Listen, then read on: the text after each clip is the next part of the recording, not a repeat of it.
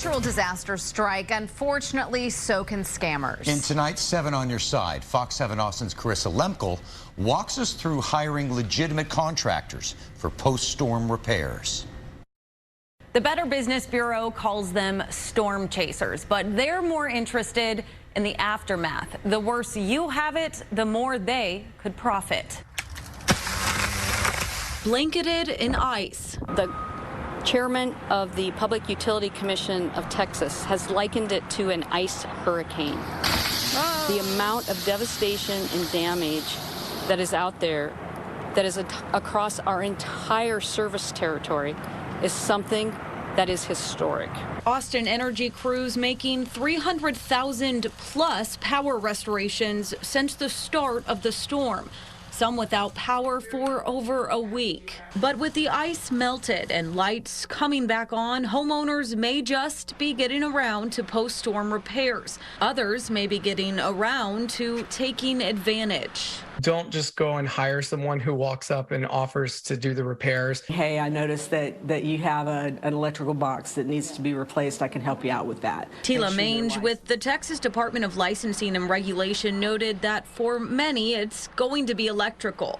There may be power surges that happen that knocked out some electrical equipment in your home that needs to be fixed before you can start plugging things back in. And some damage to electrical transformers or lines will be the homeowner's responsibility, depending on where it's located. In the state of Texas, electricians must be licensed by TDLR. Look for a license number on the side of their truck. It should be there.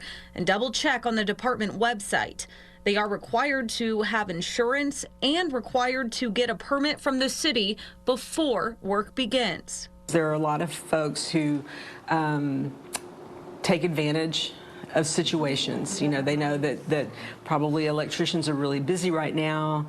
Everybody's anxious to get their power back on. Maybe it's tree damage or busted pipes. Be aware that there could be bad actors out there looking to take advantage of those who want to get those repairs done quickly. Whatever kind of company you're pursuing, keep in mind these red flags from AAA. Anyone who asks for payment in full up front, or they can't really provide you evidence of good business history, or they're not listed by the Better Business Bureau. Take initiative by calling your insurance company to get an estimate of the damage before making repairs. Plus, they may be able to connect you with a legitimate company.